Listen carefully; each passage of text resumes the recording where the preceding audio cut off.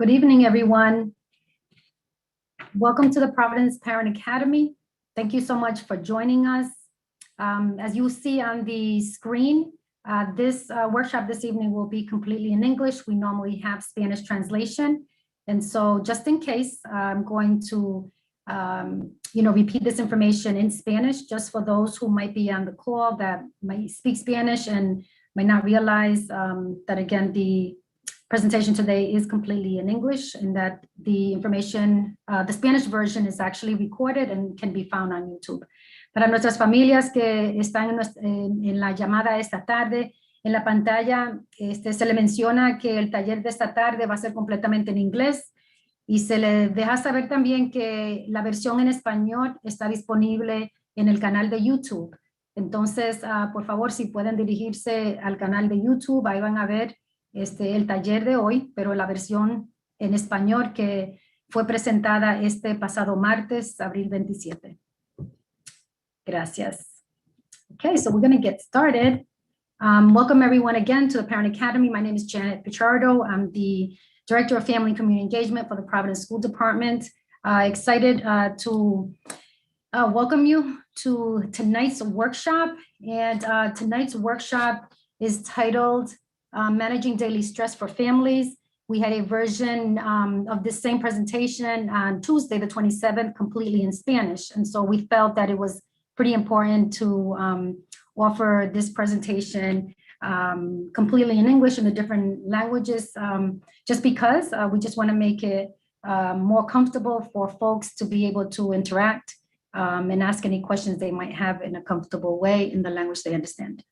So with that said, I am going to have Sandra Victorino introduce herself in a few minutes, but she will be presenting this, this important workshop this evening. I am going to proceed with sharing some norms, just so you know exactly the way in which we will be delivering this Zoom meeting this evening. And so basically for the interaction that we will have for this evening, we will use just the two icons at the very bottom of your screen, the Q&A and also the raise hand. The Q&A we will use for those individuals who are interested in sharing your question or comment. If you can just write it in as soon as you press the Q&A icon, you can type in your question or comment, and we will go ahead and, at the best time, we will make sure to answer the questions. Either the presenter will respond, but sometimes we'll go ahead and just say, hey, there's a question being asked, and we will read the question out loud. You also have the option to use the raise hand, where you can go ahead and press raise hand, and we will call your name as it appears on your video, and we will ask you to unmute yourself, and you will go ahead and just ask your question or make your comment out loud. And again, if it is a question, then the presenter will go ahead and respond to your question. You also see the chat feature at the very bottom of your screen. The chat feature will be used only as an announcement, where later on you will see that we will a few times remind folks that if anyone jumps on to this workshop, to make them aware that the workshop is being delivered completely in English. Just in case anyone comes in and not aware that there is no Spanish translation being offered and where they can find the Spanish version. And so again, we will also use the chat for any announcements we want to share. They could include anything that the presenter would like to share in terms of a link, or we will share later on after the presentation a link to request your feedback. So it'll be possibly like 6 questions that we will ask you to open a link that will be found on the chat, and we will ask you and give you some time to complete that form. So that is how we plan to use the chat. Okay, just in case, because we know that some of you have participated in Zooms, possibly, either with your child's school or in other experiences where you can see everyone's video. In this case, this is a webinar format, so you will only see us who are on the screen at the moment.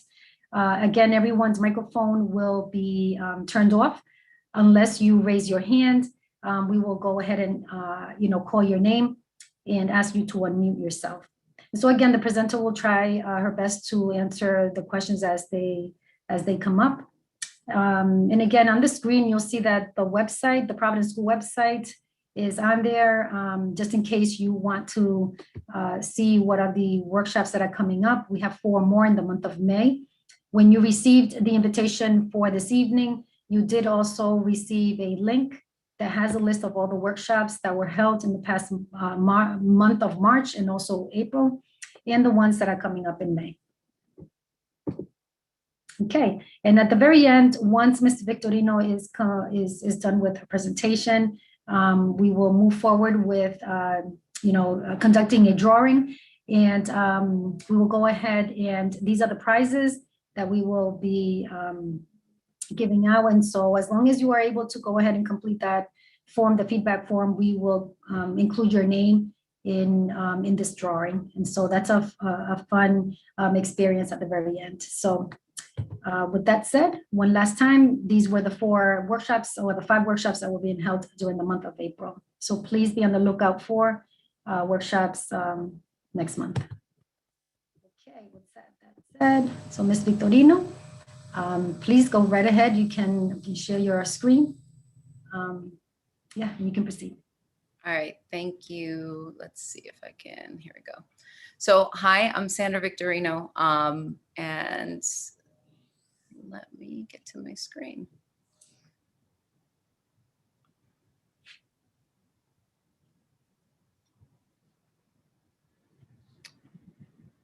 So so I am the Director of Workforce Development and Community Relations at CARE New England, and I'm also the co-founder of the Latino Mental Health Network of Rhode Island. I have been a licensed mental health clinician for 12 years. I have worked with both the Latino community and English community speaking communities, and have been in this field for 15 years. I've been in Rhode Island and Rhode Island communities for the last 12 years, and it's been a privilege and an honor to be able to be a therapist to many people in the community. I've worked in community mental health centers. I've also worked in college settings, and I have worked with military families in Texas. So I have an extensive background in the therapeutic spaces.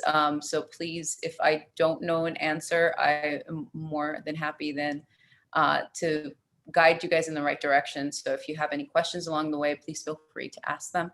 And we'll go ahead and get started. So our agenda for today is we're going to talk about stress, recognizing stress, healthy techniques to manage and prevent stress,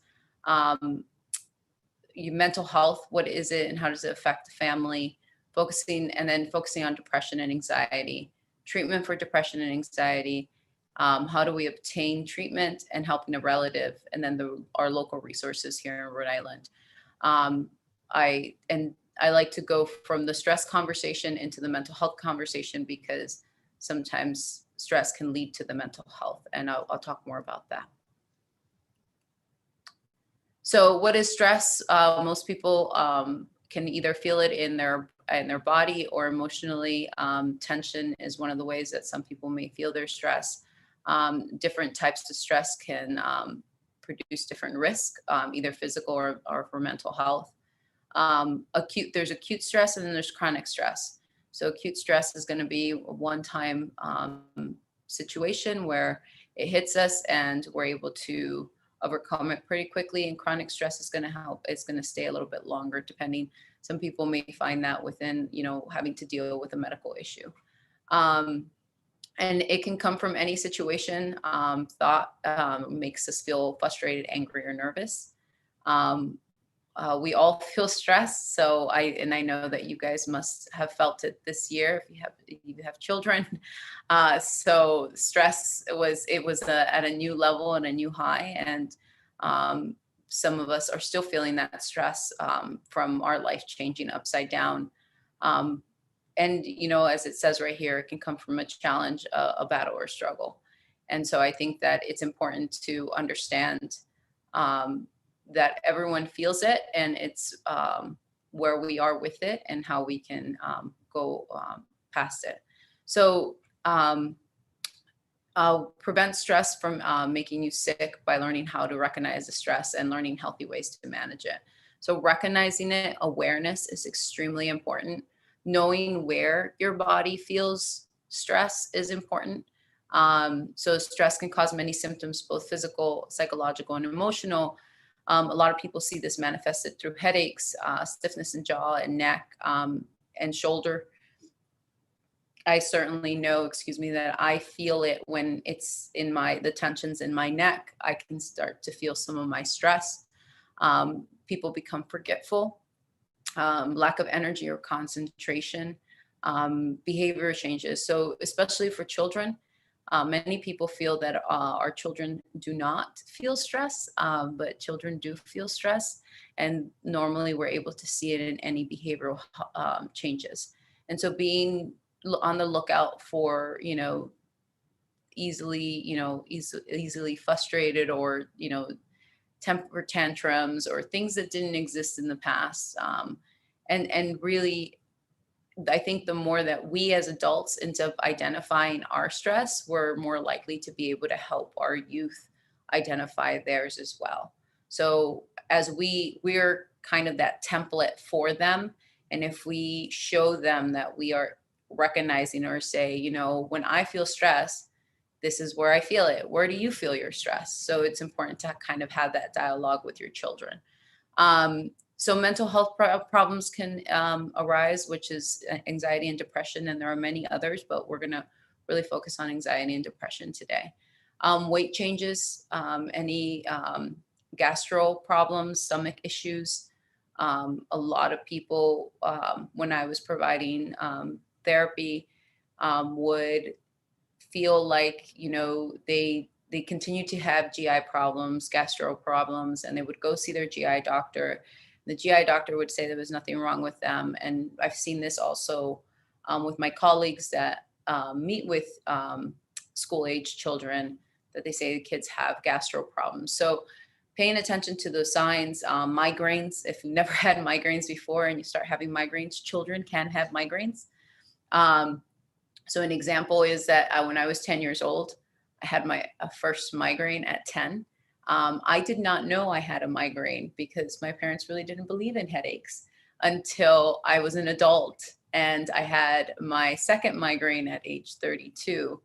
And I was told what it was, and they asked me if I had ever experienced that. And I remember having that experience at 10 years old. But my parents I didn't know how to articulate it and express myself, and they really didn't know what was going on. And it happened once, and then it never happened again. But I've had a lot of friends that had headaches, a lot of headaches when they were younger. So constant or prolonged tiredness. So when kids are in their adolescent years, yes, they tend to sleep a lot, but their schedule is like they don't go to bed until like midnight, 1 o'clock, and then they wake up super late. And that's because they're going through growing pains. Their body is changing. And so they're trying to figure out how to balance that in their life from like 10 to probably, I would say, until they're into some of their young adult. But it's a transitional period of their body. And so if they're getting 6 hours, whether it's, from midnight to 6 o'clock in the morning, 8 o'clock at night, if they're getting 8 hours of sleep, it's just making sure they're getting that consistent sleep. Their schedules are going to change or fluctuate, but if they're tired and they're always tired and they don't want to leave their room, and it's not just because, they're going through, something, then it's important to pay attention to their patterns. Patterns are extremely important especially for those that are transitioning in age and going through those growing pains. Insomnia or excessive sleepiness. So what are triggers? What are the situations that trigger or provoke stress for you? And really that's the question that we're asking ourselves, is what are situations that can be stressful at times? Because the more we're able to identify those levels of stress or those situations, the more we're able to do something about them in the moment rather than after the fact. Because sometimes we tend to brush off our body. Our body speaks to us. It tells us when something's going on, and we tend to put it aside because we're so busy or we have so many things going on that we're like, well, I'll deal with it later. Unfortunately, accumulated stress is never it can sometimes lead to mental health issues or physical issues that we weren't expecting. So healthy techniques to manage and prevent stress. And I know many of you guys have probably already heard this, right? So, but here I am repeating it. And if there's anything I can provide at the end of this slide, please let me know. Recognize the things you cannot change. There are certain things we can't change. We couldn't change COVID this year, but how do we manage within it? Avoid stressful situations if you have the power to do that. Removing ourselves from a situation before it becomes hostile is important as well. Getting regular exercise. Exercise is super, super important for our body. There's a trauma specialist that often says that doing bilateral movement, so like running, swimming, can put us in a state of Zen and meditation. So if you're not someone, I have on here, I think I have progressive relaxation. If you're not someone that can get yourself into meditation or relaxation, do something that's going to, anything that takes your attention away from what you're focusing on, your stress, is meditation of some form. So I tell people, learn a new exercise or learn something new, because when we're learning something new, it takes all of our power to be in that something new. And so it helps us go into a state of meditation, actually. So one of the things I just told someone that I completed a 3,000 piece puzzle.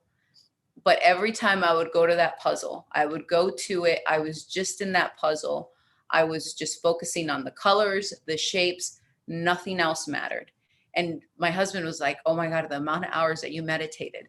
It was amazing, because it was the one thing that took me away from everything else that was going on in my life. And I needed that sometimes. I needed a break, whether it was just putting one puzzle piece down and there was a sense of satisfaction, that was mine. So find yours. There's some kids love to color, when they're younger, and even when used to have some adolescent females that used to love using all the different colors and different forms and different ways. And yoga, as silly as it sounds, yoga is a good way. If you just tell yourself within the beginning, when you're just relaxing, just say, I'm just here, I'm just present, I'm just on my mat. That's it. And then your brain will start working at it and start thinking other things. But when you start to escape yourself, it's bringing yourself back into your experience. Look at the colors on the wall. Looking, at outside a window and saying, I'm going to focus on this tree for a little bit, looking at the flower on the tree. It's taking yourself into whatever experience you choose to do. Keeping a routine. It's important to keep a routine for children, for any age. I'm just going to say that any age, keeping a steady routine is extremely important, because sometimes when we don't have stability, we can't control what's outside. We can control our routines. And so when we have those things, at 7 o'clock, in the morning, this is what we do. And then we move into our next phase of our day, and we kind of build on that. But, when everybody's ready to eat dinner, we sit down, we have dinner, we don't stand up and walk around, but we have a moment together, whether it be a short moment, but it's a moment of check-in. Last time we were talking about, what are you grateful for, and talking about gratitude. Janet brought that up, and it's important, because we are teaching them, and they teach us, because sometimes when we forget to ask them what they're grateful for, then the kids come to us and say, so what are you grateful for? Right. So it's teaching them that they have a role in this, and it's a symbiotic relationship. It's a give and take relationship. So, when a child is, throwing a fit, or they're angry, or they're crying, is giving them space. I know it's super hard. I'm first generation Latina, and there was really no concept of space in my house, but space is important. And allowing them the space to express themselves. And if they can't express themselves, is teaching them how to breathe. And, one of the exercises I have typically done with my clients, and when I've done family therapy, is we smell the flowers. That's what we do. So breathing in, and then we blow the flowers. So it's a good exercise. Young adults used to get a kick out of it when I would do it, because there would be like this silly woman that's trying to breathe in no flowers and blow them out. But over time, it would work. With teenagers, one of the things to help them sometimes is taking them for a car ride and allowing them the space in that car. And then sometimes they end up talking about what's stressful for them. The eye contact is extremely intimidating. They don't really like that at certain ages. So car rides work very nicely. So don't forget to do something you enjoy. Joy is important. It's a really hard life out there. There's a lot of things going on. Kids are in these social media bubbles, but finding joy and finding ways to help them laugh and interact is extremely important. I say, playing music is one of the things that's always brought me joy and very pleasant memories from my childhood. So music is important, and depending on what your cultural background is or your connection with something is giving that back to your children. My grandfather used to ride bicycles. So my nephew, when he was living with me and he was an adolescent, we used to ride bikes together, and I used to tell him the stories of his grandfather riding bikes and what that meant for our family. So, those kind of things are important. You may think they may not be paying attention, but they're paying attention. And then learning new ways to relax, connect with loved ones, or your loving community. So whoever your community is. And sometimes I use the expression to connect with those that give you. There are so many people that need us every single day. Sometimes it's important just to be around the ones that give us, and to be selfish and say, I need you to give to me today, and use language like that and communicate. So, and then maintaining a healthy diet, and learn how to say no. No is an important word. We tend to sometimes say yes a lot, and no can be important. And it's important for kids to learn that saying no and not spreading ourselves too thin is important, because they mirror our actions. And that's why, people say don't start using cuss words. You have to stop using cuss words at a certain point, because when you're around them, they're repeating everything at 2 and 3. They start mirroring our actions. They may not learn, they will learn what's right and wrong and what not to say, but they'll mirror our actions. If you feel like your stress is too much, please contact your primary care physician, and they can refer you to a therapist, or speaking to a therapist, or speaking to an advisor, a mentor, someone that's there for you. So depending on the cause of your stress, joining sometimes a support group may help. And right now everything's virtual. I've connected with groups from all the way in California to, the Midwest to, New York. So right now, through this virtual world, there's ways of connecting.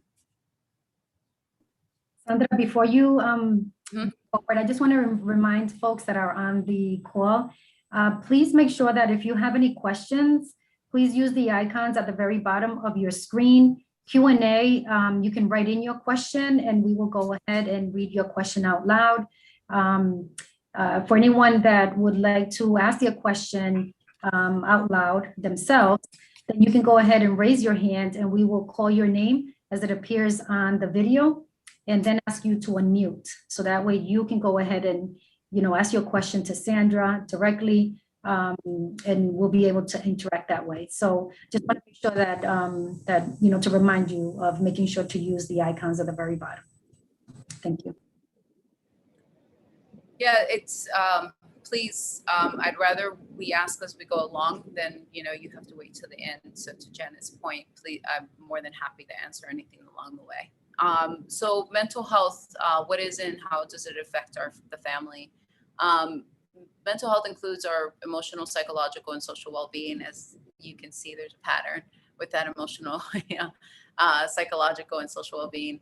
But when one family member suffers, everyone suffers. And it's important to remember that, you know, when our children are suffering, we suffer, and vice versa. If we're suffering, they suffer too. And so it's important to make sure that we're taking care of ourselves. We're an example of that to them. So difficulty accepting that you are not able to handle your own stress. You know, I've worked with a lot of adults that say, you know, I should be able to handle this. And they heard that from their parents. And it's no different from if that's what we're saying now to our children, like around our children, I can handle this. So that's what they take home. And then they need support or other resources to help. The causes of anxiety in some of our family members, and they may need those resources. The impact on finances. So sometimes, you know, when we don't obtain therapy, I've seen people have a lot of financial concerns or issues when we don't address our medical or our emotional well-being. There sometimes is additional financial impact later on. And if we take it one step at a time, normally we can address things as they go along rather than when they accumulate into being a lot more. And it's very important that the family support is what that we acknowledge that the family support is what determines whether a child will receive mental health services or not. It's up to the parents to make that call and to advocate for your children. If you're not getting the services that you feel that you need to get for your kids, you know, advocating for them, making sure that they're getting those their mental health needs addressed. So let's go to the next slide.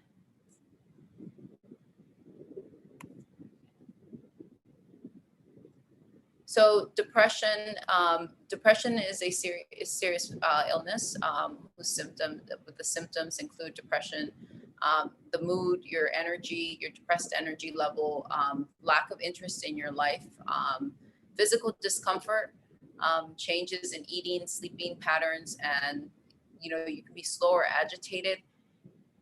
So a lot of people will stay with that for a long time. I've seen people that have been in a state of depression for many years. They come into therapy, or their children go into therapy and they're like, well, they're depressed. And I'm like, how long has this been going on? They sometimes tell me, you know, for the last like year or two. If you're noticing patterns or changes in yourself, please, I urge you to get a check-in. And I say check-in because, and I use the analogy of our car maintenance. You know, if our car's breaking down, we take it to the mechanic. If we need an oil change or a tune-up, we take the car to the mechanic. So it can continue to run as long as we want it to. That's us too. We need check-ins. We need to make sure that there isn't anything else that we can do differently. A lot of people say, you know, I can take care of my own problems and I can do this on my own. And the concern with that is that there's only one person giving you answers, and that's yourself. And the same person that put you in the situation sometimes can't be the person that gets you out of the situation. So there's only one voice that exists. And so it's important to be able to hear yourself out. And I'll talk a little bit more about what therapy is and the different providers later on in the slides, because I think it's valuable for you to know who may be treating you if you end up asking for help. Anxiety. So our anxiety disorders, there are many anxiety disorders, and it's persistent excessive fear or worry in situations that are not threatening. So the symptoms are associated with conditions that are both emotional and physical. There's worry, and then there's an anxiety disorder. And an anxiety disorder is really where it starts impacting and interfering with us to handle everyday situations. So one of the examples that I use is that I've known people that were driving just fine, and then all of a sudden started to get really fearful behind the wheel. And then all of a sudden, you know, a couple of months later, they're starting to have a little bit of panic when they're getting into the car. And then a couple of months later, they end up having a panic attack while they're driving the car, or they become forgetful when they're in the car, and that creates a panic attack.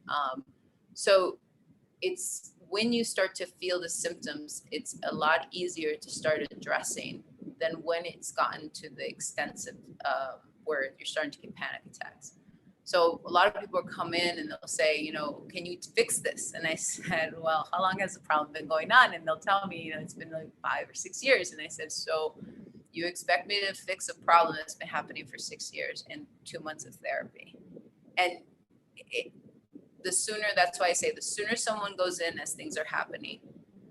A lot of people don't like going to therapy, but I think after people go into therapy, they like being in therapy.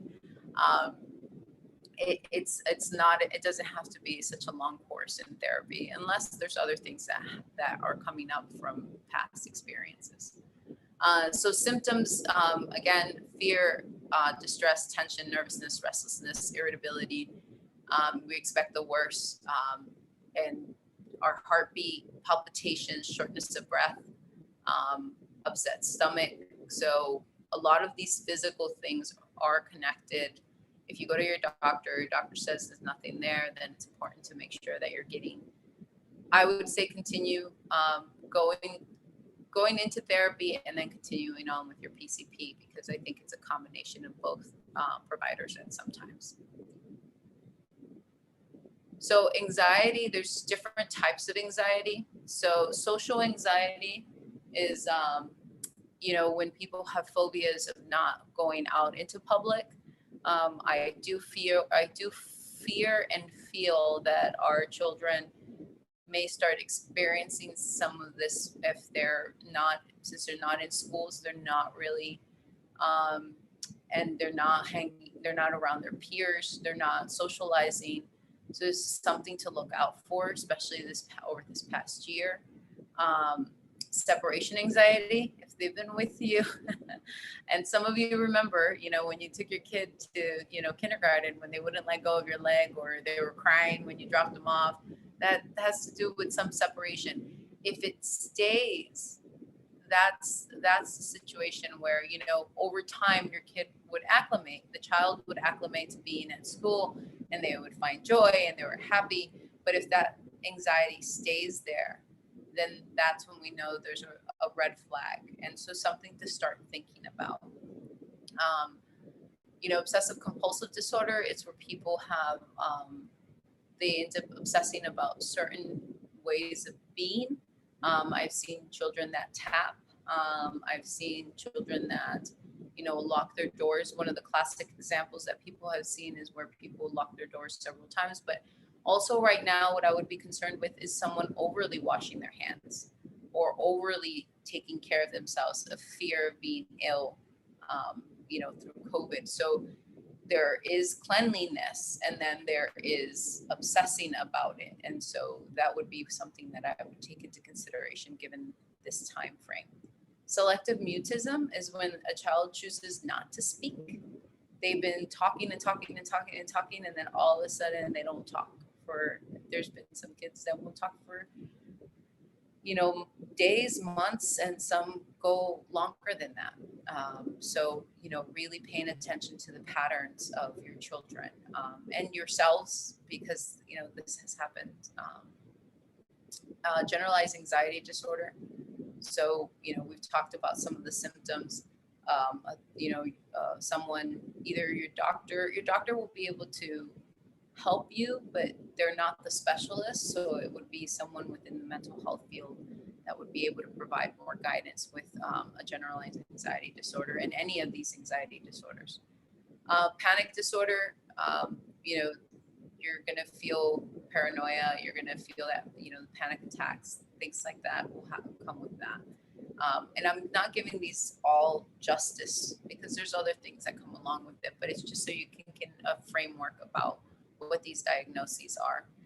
Post-traumatic stress disorder, a lot of people think about combat vets, but it also can be anybody that's experienced a traumatic situation. I've had families that have done therapy for when they lost a loved one. Losing a loved one is traumatic, especially if you're not expecting it. And I know that that's something that has been going on. I think there's a question. There is a question. Could someone be stressed if that one has moved to another place and living alone? If yes, could he take it out or manage it? So Ralph, I would ask if you could elaborate just a tad bit more. Yep. So Ralph, if you can raise your hand, and then we can ask you to just unmute yourself.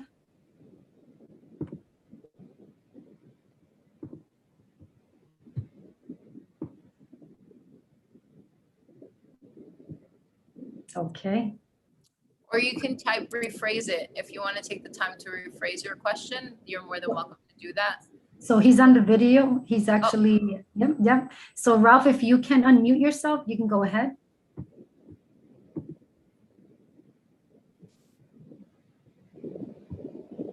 Sorry, I couldn't see that. We can hear you now. It's okay. Ralph, go ahead. We can hear you. At least we know that your microphone is unmuted. Okay. My questions. I ask you my question. Yeah, if you can just repeat your question, please.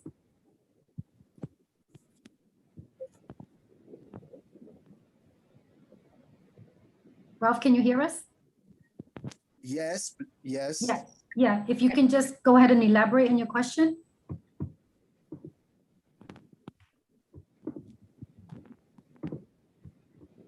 If you could provide just a little bit more detail, maybe I can be of assistance.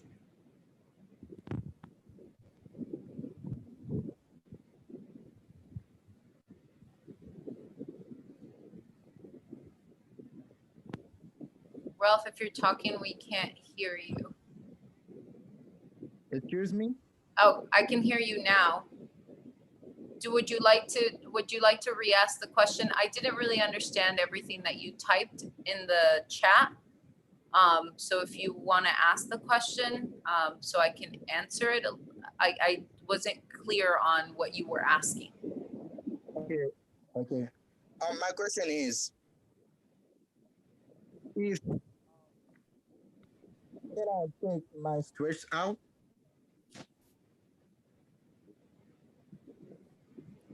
Oh, Ralph, I lost you in between. I'm sorry. Repeat that, Ralph. Go ahead.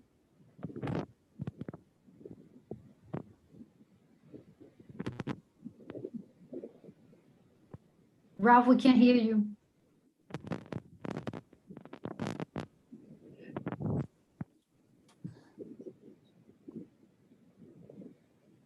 I'm sorry, guys.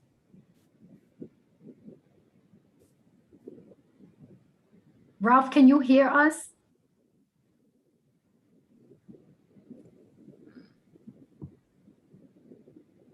So I guess Sandra. Yes. So the question is, could someone be stressed if that person lives alone, moves to another place but living alone? You know, would that person be able to manage that on their own? I guess if you want to just Yeah, so I can answer up to that piece of it. And so yes, someone can, so the highest anxiety stressors, and so someone knows, like when we're measuring things out, it's death, a medical condition, and a housing situation. So either buying a house, selling a house, moving, all of those are the three most stressful situations that can cause people stress. So absolutely, moving from one place, especially if we were living around our family and then we end up moving to another place, then it's a change of scenery, it's a change of place, and we don't sometimes have the support of the people we were once around. And so yes, it can be a stressful situation, and yes, it can be managed.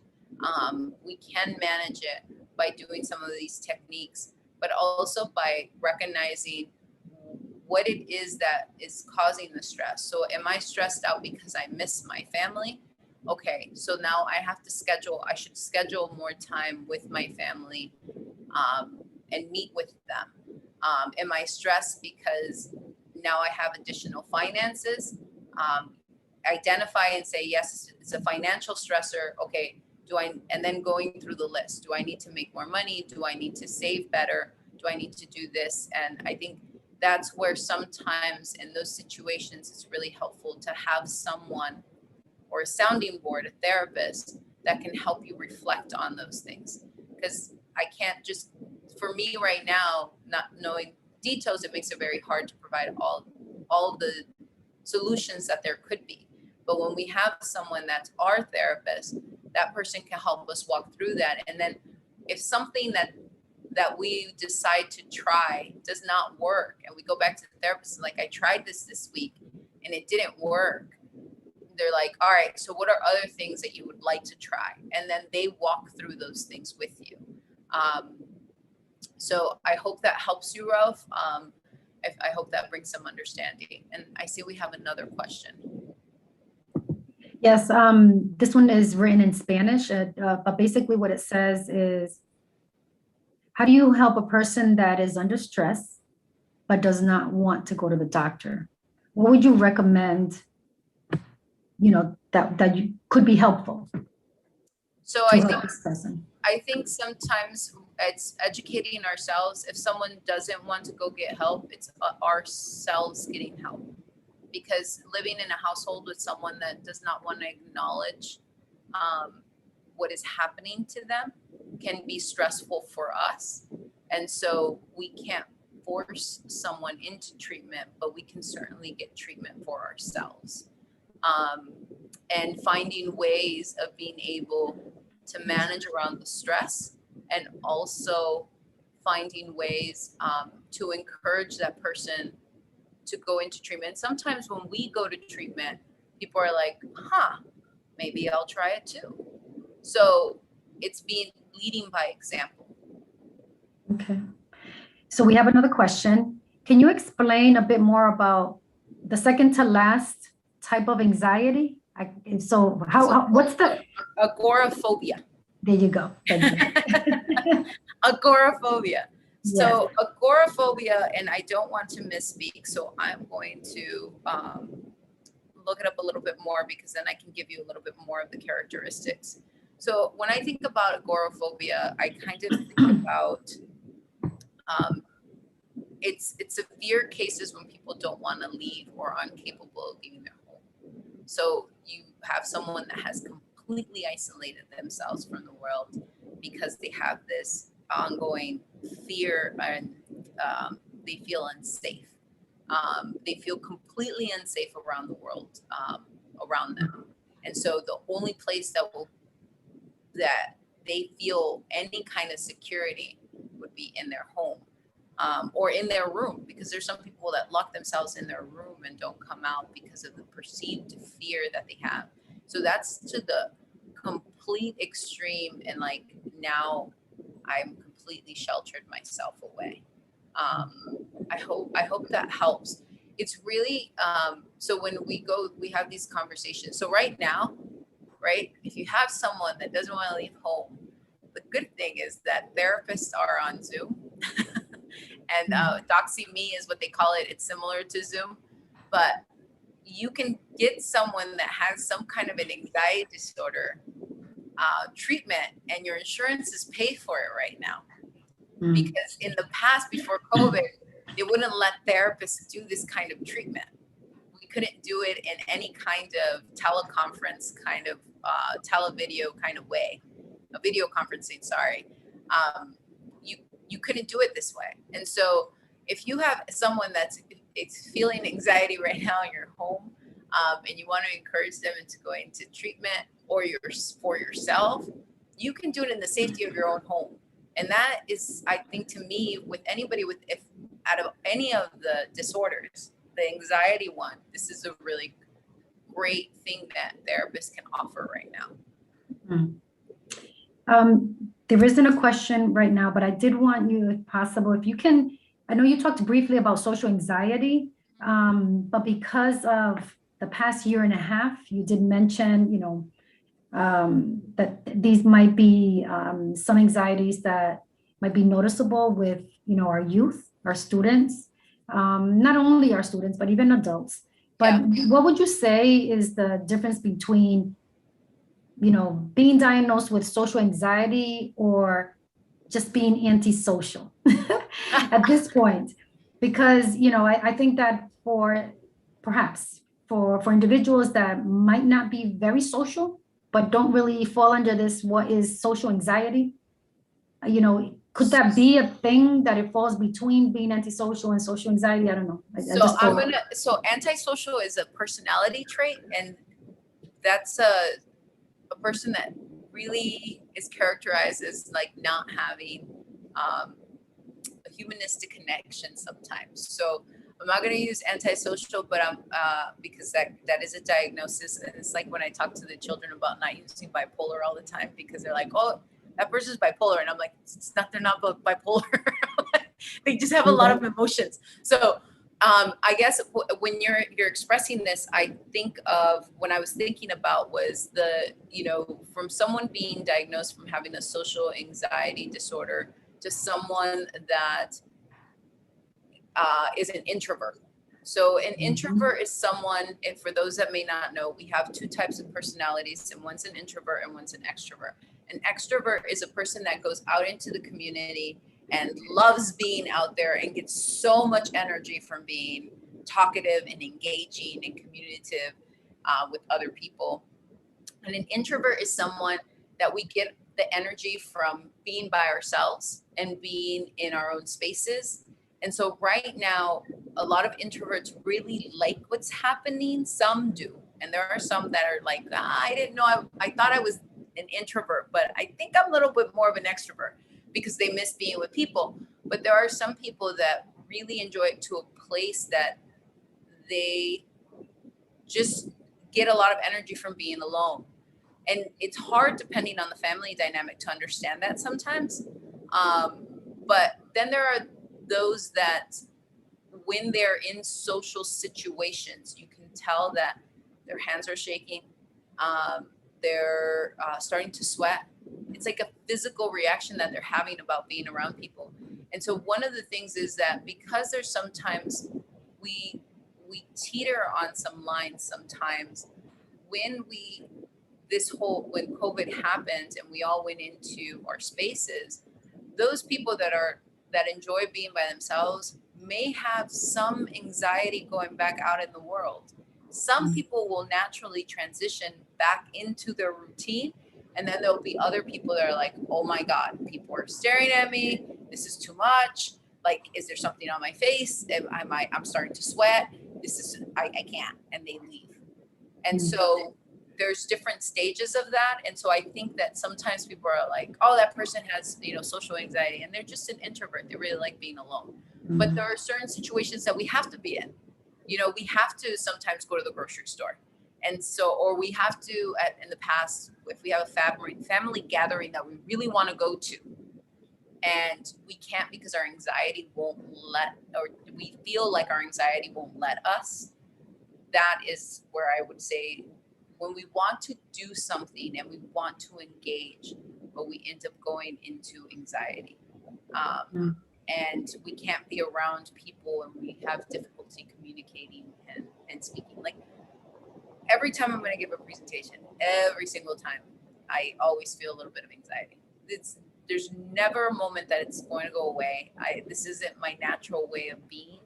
I love giving information. And so I have to remember that as someone that gets a little bit of anxiety, I love providing people with the information that they may not have access to.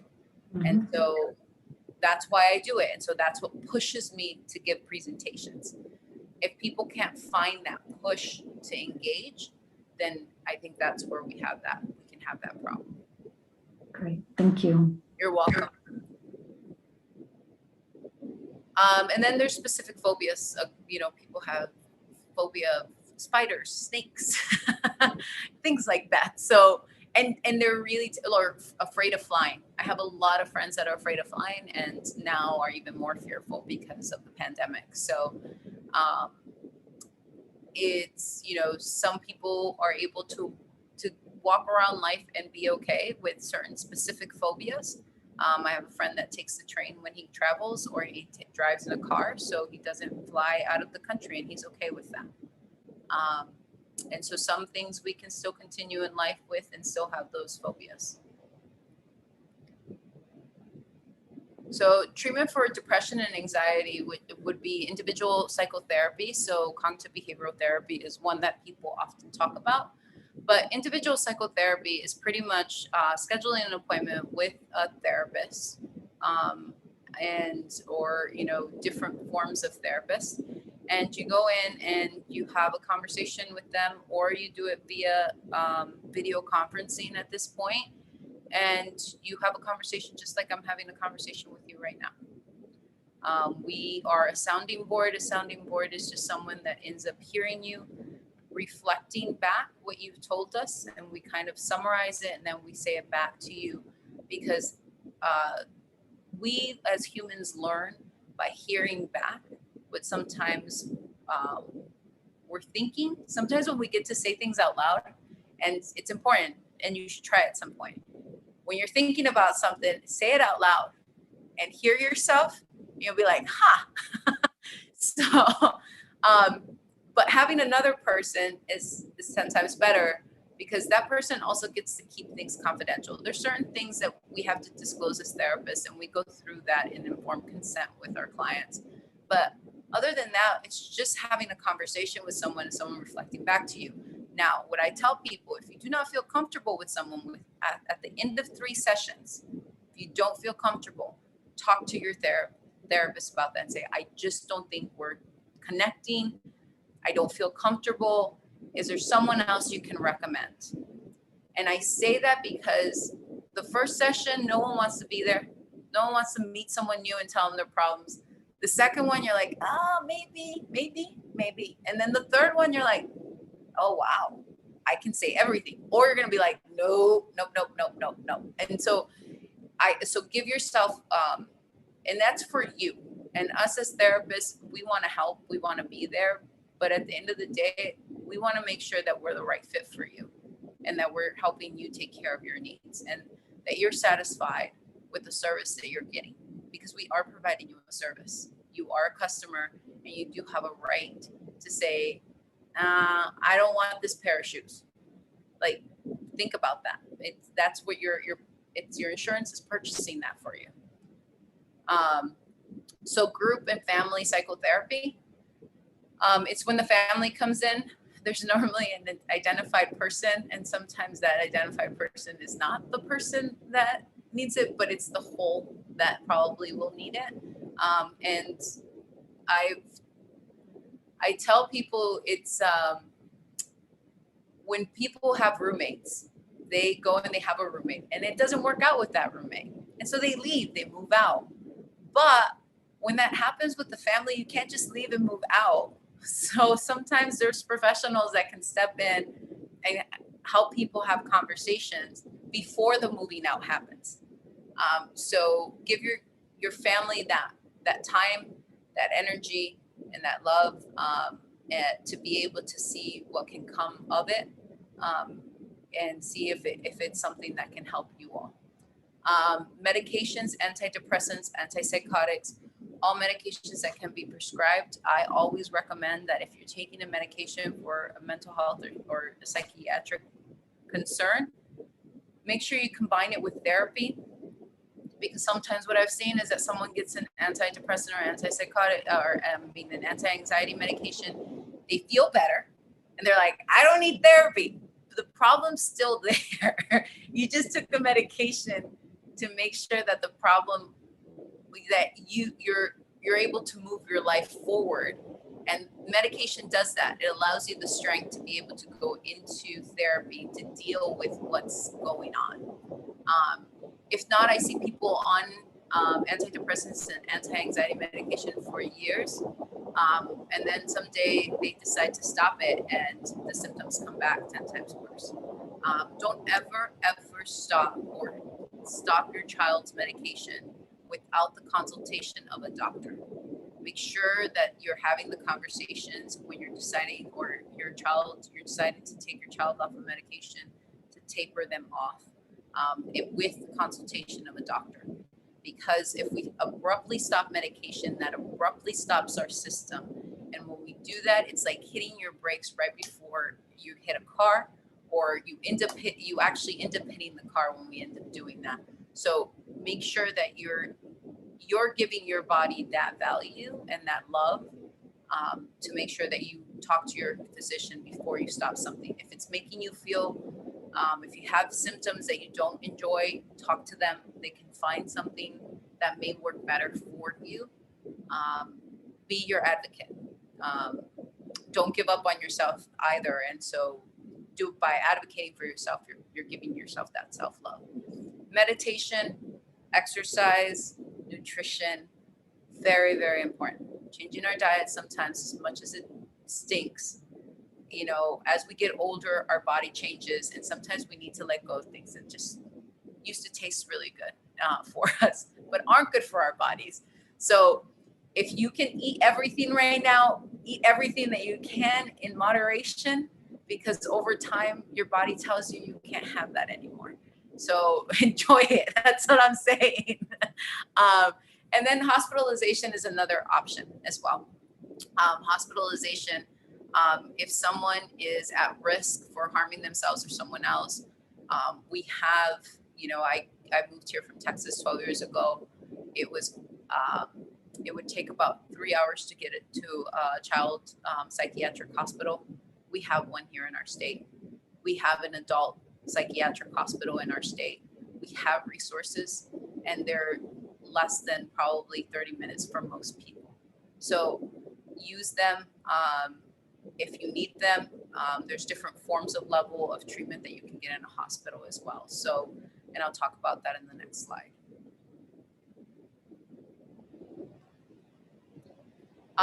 So if you want to make an appointment with a mental health professional, you may be making it with someone from this alphabet soup.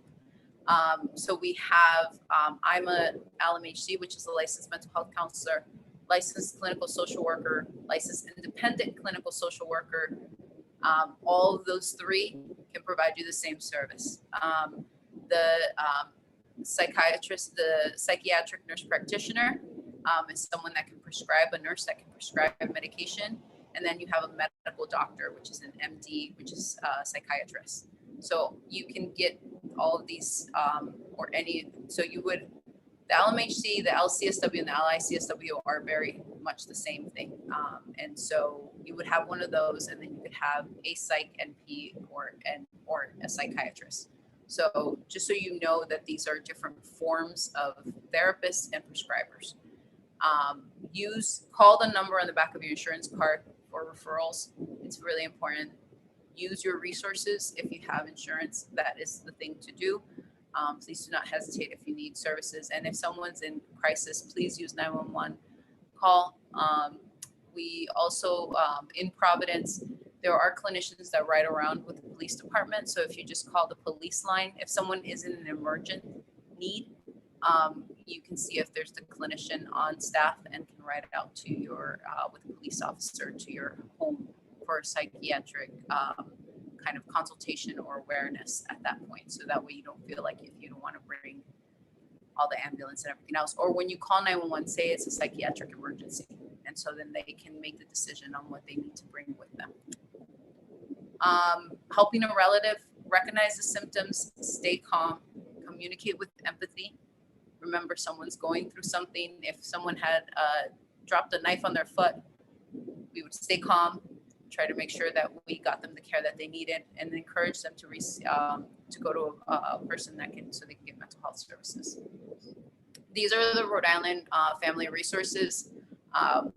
Any of these, I put the Providence Center's emergency service line because you can call it 24/7. You don't have to be a patient there or a client there. And then at least it gives you access to resources if you're concerned about the resources, or you have a certain point at night that you're like, I really need to call someone and I want to talk to a clinician. So that's a number there for you. But all of these different, Thunder Mist Health Center, Providence Community Health Center, they have therapists in their medical centers. So please, if you go to any of those and you're part of those systems, you can ask for a therapist. And they do have psychiatrists as well. I put Bradley Hospital, NAFI is Northern Association of Family Institute, another resource for you all here in Rhode Island. And then if you're really passionate about changing mental health law and advocacy because you're really fed up with what's going on in our system, and if your child is not getting the appropriate care and you've had a hard time, or for yourself, these are two organizations that are doing the work in the community. So the Mental Health Association and the National Alliance on Mental Health, NAMI, has resources for consumers, and the Mental Health Association is really trying to change some of the things that are unfair for treatment. It is Mental Health Month next month.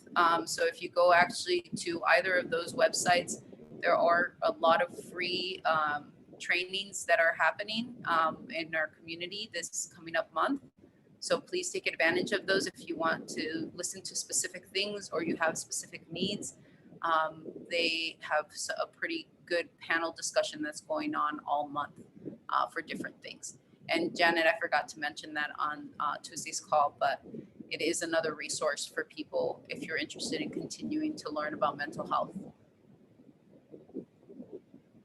And that's all. Thank you all for your time and your attention to this.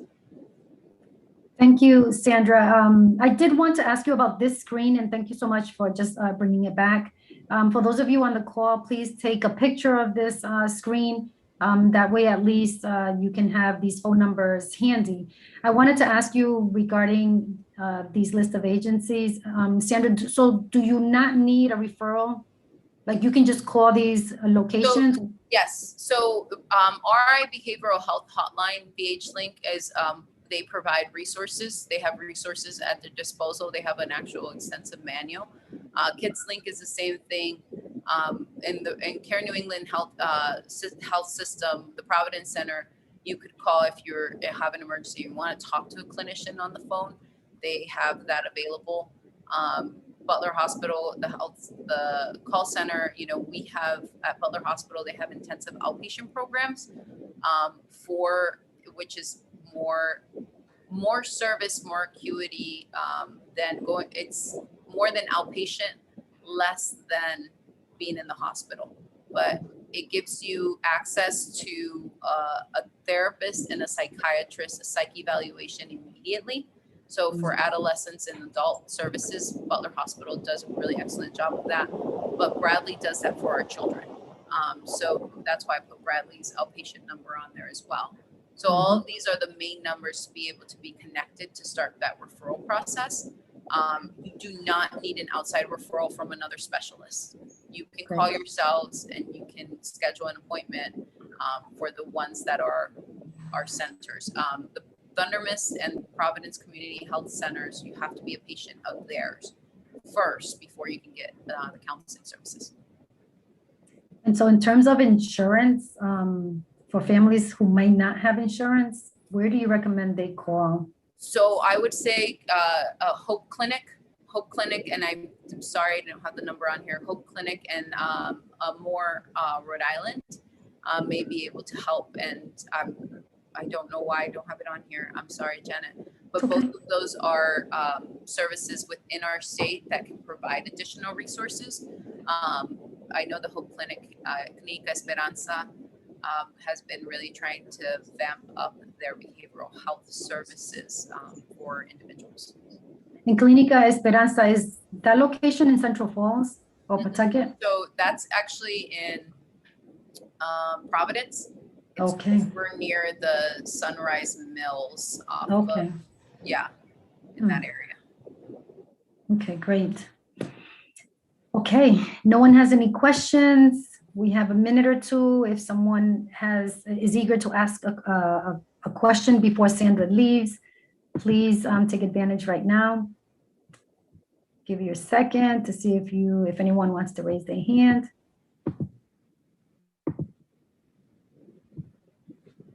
We have one person who's raised their hand. Let's see. Okay. Deoline, I'm not really sure if I'm saying your name right, and I apologize if I'm not. But go ahead and unmute yourself, please. Hi, Hello? everyone. Yes, can you hear me? Yes. We can. Yes, Go we ahead. can. Yes, I'm Leo's mom, Mhm. Leo's Francois mom. But I just done working now. I'm on my way home now. But I just opened the link. But there's anything I want to know about Leo or what? Oh. No, this is Yeah. so this is a workshop. Mhm. Yeah, so this is not a link from the school, but this is for a workshop for our families. The topic, Oh, yeah, so the topic was on managing daily stress for families.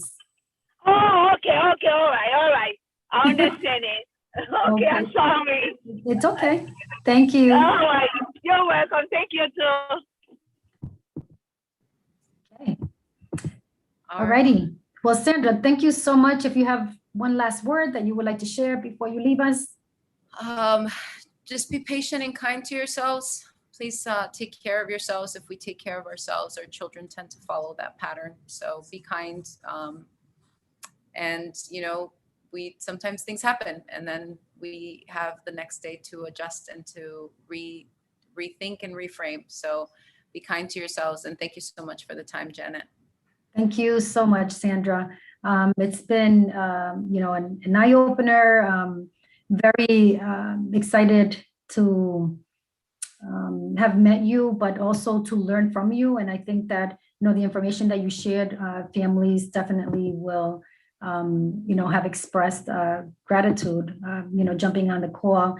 And so I look forward to reaching out to you again for next year. And so thank you so much again for your time, your expertise, sharing your knowledge and your experience.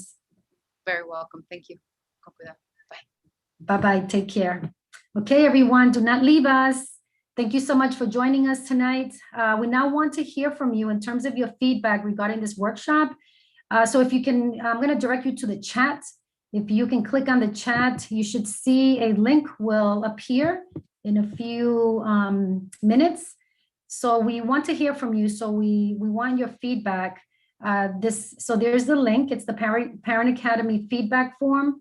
If you can just click on the form, we have some questions there. I think it's about 6 questions, very simple, quick questions that will give us some feedback as we move forward and developing new workshops for next year.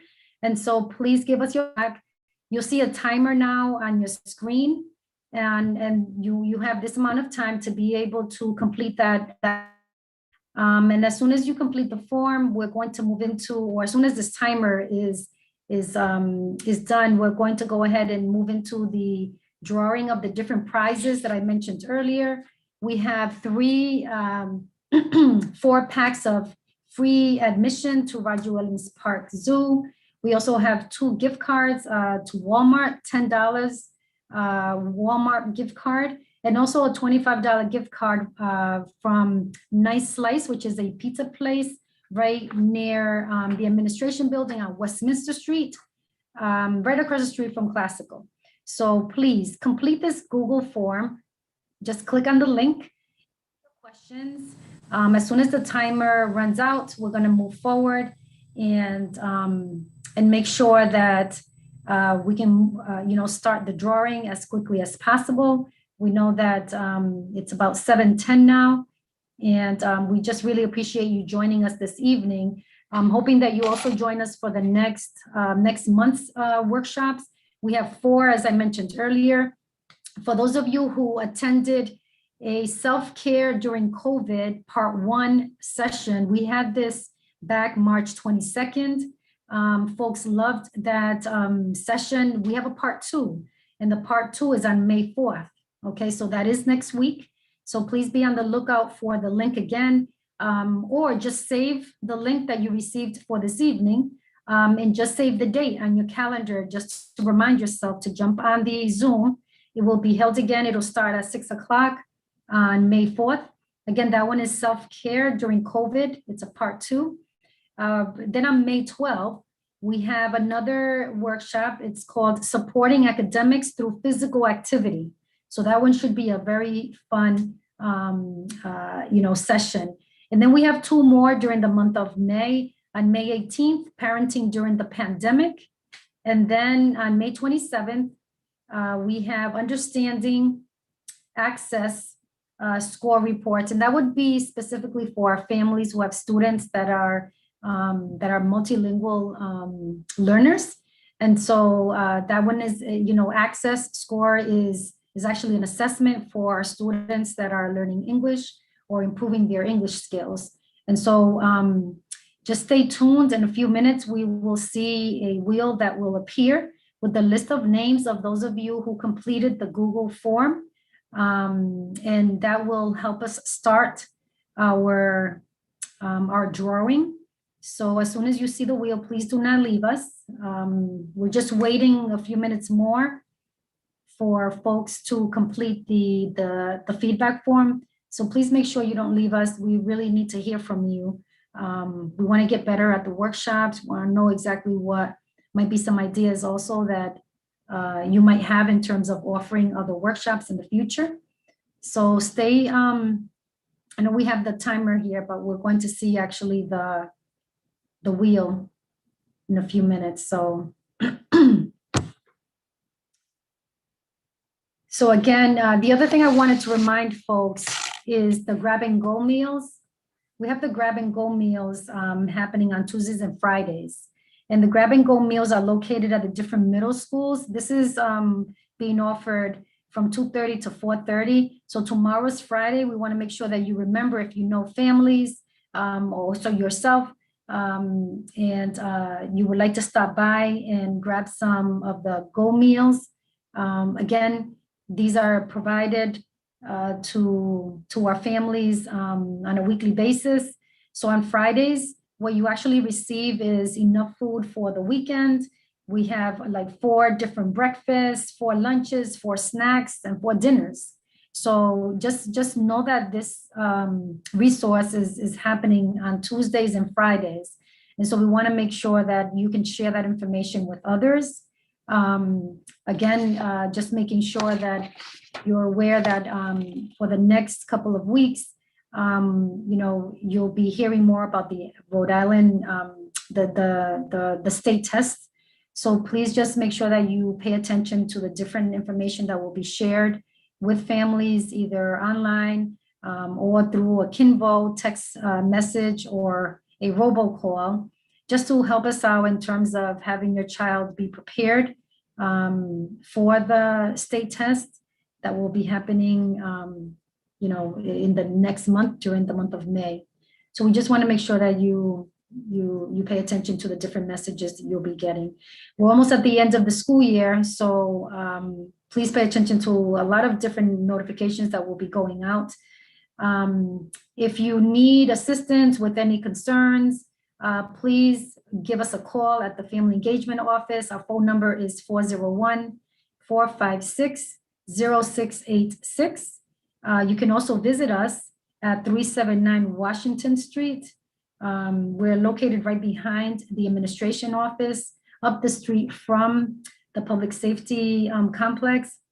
And so again, we're here to help you out in any way that we can. It doesn't matter what grade level or what program your child is in. If we don't have the answer right away, we will make sure to facilitate that process for you to get an answer for you.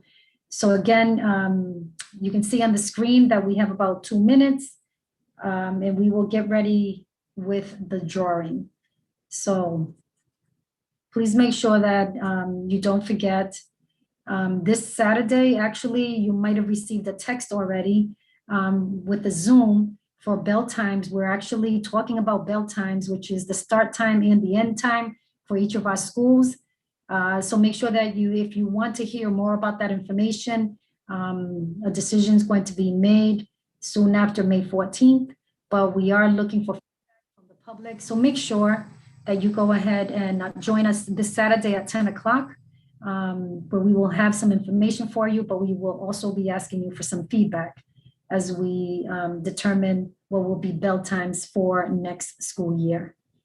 So again, we're close to a minute to be able to start the drawing. Thank you so much for staying on the call, on the Zoom link here. We're almost done to get started.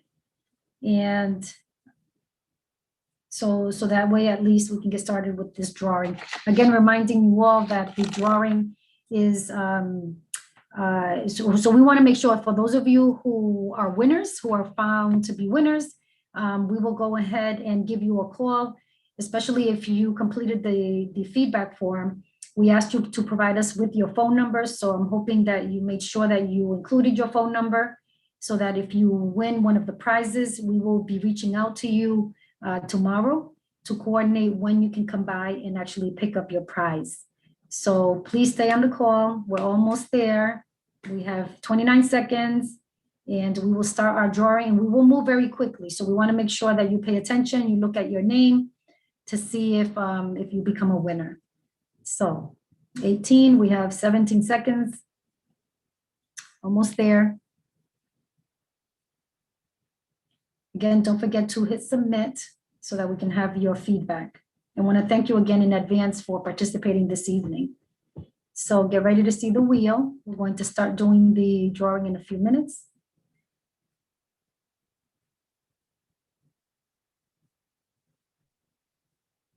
Should be appearing in a few minutes.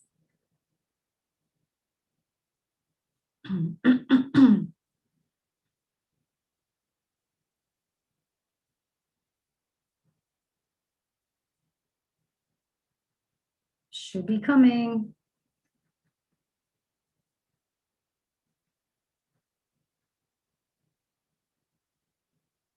Okay. A little bit more patience, please. We do have these prizes.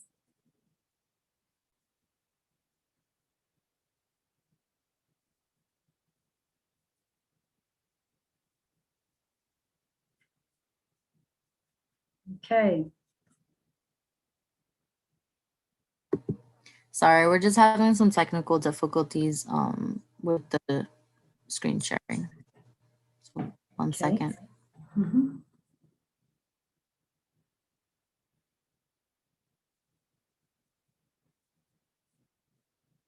Thank you again for completing the Google form. We really appreciate it. We also appreciate your patience and just staying on a little bit longer. Again, just is going to be very quick. We promise. We hope technology works with us this evening because we haven't had any issues in the past, so we want to make sure that it works tonight.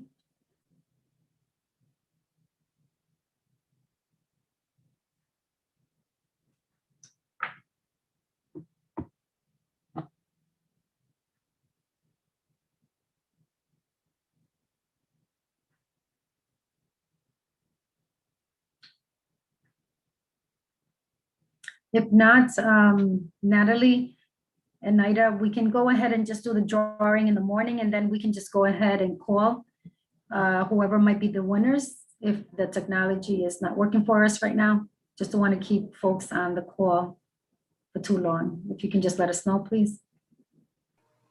If you can give me 2 minutes, I can just put up the wheel. Okay. Yeah, it won't take me too long. I just gotta put the names.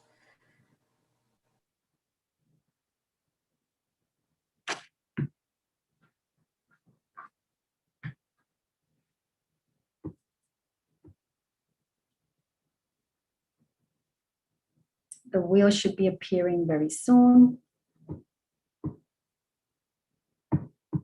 Thank you again for staying on the call.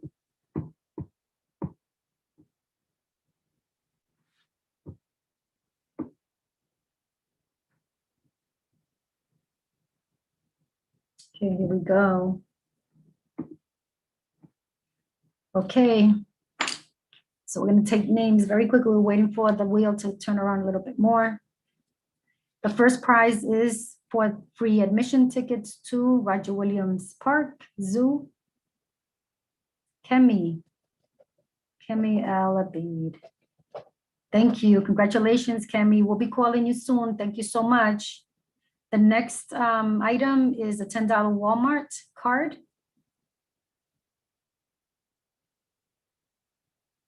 And we'll see who's next. Jeanette Bueno. Congratulations, Jeanette. Remember, we're going to give you a call tomorrow, okay? So please be on the lookout. The next prize is, again, for free admission tickets to Roger Williams Park Zoo. Again, our next winner is Janika Elman. Congratulations. Again, be on the lookout for our phone call. Next prize, again, for free admission tickets to Roger Williams Park Zoo. Our next winner is Glenda Bernal. Congratulations. 2 more prizes. We're almost done. 2 more prizes. The next one is a $10 Walmart gift card. Let's see the winner. Okay. Chandra, congratulations. And our next and last prize is the $25 Nice Slice gift card. Again, $25 gift card to Nice Slice. And our winner is Florence Chiki Okiki. Okay, congratulations, everyone. So again, we'll be reaching out to you tomorrow, Friday. Again, as long as you gave us your phone number, most likely we have your email as well, because that's how you logged on to the webinar this evening. So again, thank you so much for joining us this evening. Be on the lookout for the invites for the future workshops for the Parent Academy. Thank you again. Good evening, everyone.